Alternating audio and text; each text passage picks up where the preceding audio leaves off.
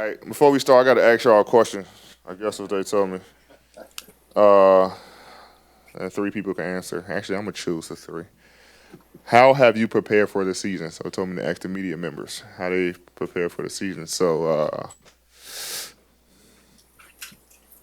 Tim, you first. You have not. Me neither. Who else? Anybody else? Okay. Spent as much time with my wife and my daughter as I could. Went on a family vacation to Mexico together for the first time. Okay, because you know you're gonna be working a lot this season, right? Okay. We need one more. Okay. Okay, two more. You went to the doctor. Got a flu shot. Okay. Doctor, went to the eye doctor. I'm good to go now. Yeah, 50th year. Oh, congratulations. That's big time. Oh, 50. Okay. You do this. I spent more time with the hubby because I Okay. Oh. Oh. Oh. I was like, oh. I'm like, is that allowed in the workplace? I don't know. the husband at home because knowing that I will be spending more time with my daughter, Yeah. the reporter. So yes, same with Dwayne, making Yeah. 34 years in December. Oh, congratulations. Okay, perfect. All right. I know y'all didn't care about that, so let's ask the real questions. Okay. The game last night? On the game? Um, yeah, man, it bothers me. Um, we should have won the game, to be honest. But I'll take the tie. But we're a better ball club than that. Defensively, our offense play well. Defensively, we're a better team than that. There's a guy from Chicago who now plays in Dallas turned into a Packers fan. Oh, you had to say now playing Dallas. That I mean, you are in Dallas. yeah, but that didn't. Fans who are wondering how you became. Yeah. So I wasn't into football when I first got into the NBA, right? And my head coach at the time, Monty Williams, told me that I have to have a football team. And the way the Bears were going, that probably wasn't going to happen. And Randall Cobb went to Kentucky, and me and him were really cool. He got drafted to the Packers. So I'm like, well, I'm going to just cheer for whatever team he goes to and realize we're a very good football club. And that's how it kind of happened. I just kind of been a Packers fan since. So it's 14 years now. What's the recovery been like for you from the eye surgery, and how are you feeling now? And is there any lingering issues? Yeah, eye feels great. The redness still, like these drops I have to put in my eye, which causes like a little redness and stuff. But vision is back. I'm ready to go. So is this something you were playing through last year, and at one point you realized, like, hey, it's No. I think when Gaff elbowed me, it kind of like caused some problems in my eye. Then in the summer, I always get like a routine checkup and realized that I had to have surgery. AD, last year, it's no secret, there was frustration after everything went down with the trade. It's a new season now. What is your message to Mavericks fans heading into the season? Same thing as last year when I got traded and I had a press conference. Nothing changes for me. The goal is still to bring a championship here. I think we have a good ball club. I think our biggest thing as a team is just is our health. Staying healthy. Other than that, I think we can be fine. But I'm happy to be here. I'm excited to be here, and I want to win here. Lady, tell us about what did you do this summer, and tell us the one thing that you're going to bring to the team this year that's different from last season. I was recovering from eye surgery all summer, so that was my summer, and then moving to Dallas officially. And one thing different from last year, just try to be on the floor. Obviously, like I said, health plays a factor, and game one, I got traded, got hurt. So I don't know if it kind of, shaped our season or not, but because no telling what would have happened in those weeks that I missed. But just want to be on the floor as much as possible, and knowing that give our team a better chance of winning to ultimately reaching our goal, which is bringing a championship here. Where were you, or what was your reaction to learning that the Mavericks won the #1 draft pick?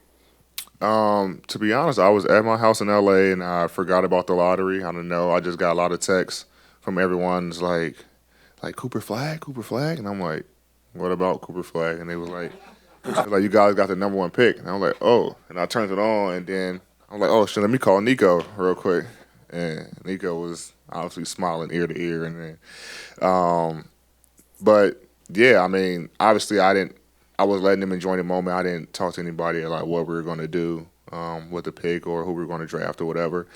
But as things kind of settled down, they kind of told me that we were going to probably get Cooper, and I was excited, ecstatic. He's a hell of a talent, can do everything on the floor. So, it was a great moment for us.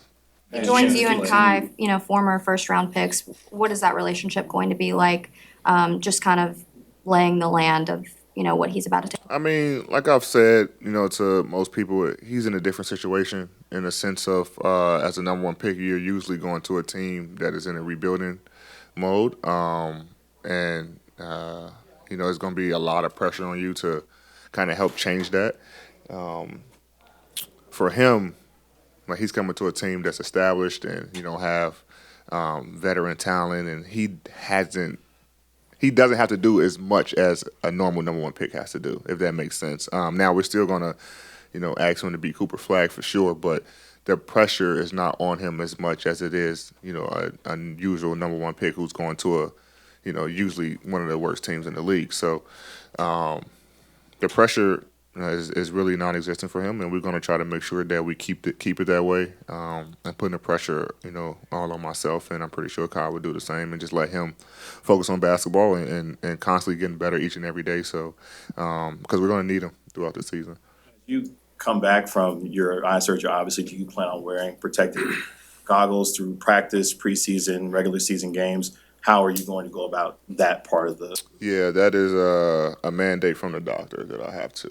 So Is there a time frame for that? it's for the rest of the career.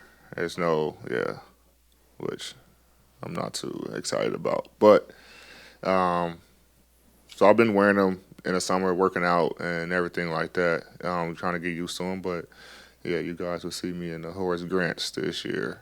Have you thought about Kareem's. No, it won't be like that. But I will have some protective eyewear for sure. Reaching out to Amari Stoudemire, who had some other issues with his eyes. He had a special made pair of goggles that he wore. Have you thought about considering reaching out to him? I have not. I know his case what he had, and his was a little bit worse than mine. I actually talked about it, but I have not reached out to him about. Thank you. So, but I have not reached out to Stat about that. You mentioned most of your offseason being about the eye recovery, but this is not obviously your first offseason. Do you feel like you've had a better approach to how you balance family time, workout time, and how you approach it in general? Yeah.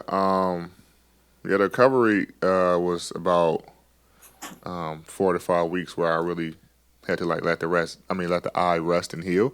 So I had plenty of family time with the kids and stuff, and the wife. So, once I was able to start moving and stuff again, just start getting back to it, because usually, I'm working out and training, so I had to put it in overdrive, kind of let me catch up where I'm usually, at in the summer.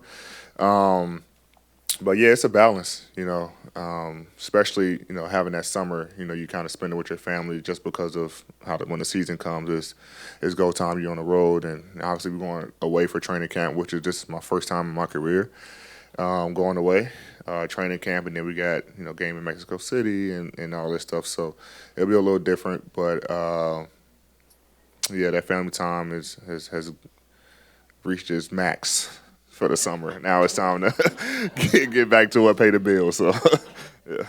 You got some history with D'Angelo. Could you tell Mavs fan what they can expect from him until Kyrie gets back? Yeah, D'Lo's gonna push the pace. Obviously, we all know that he can score.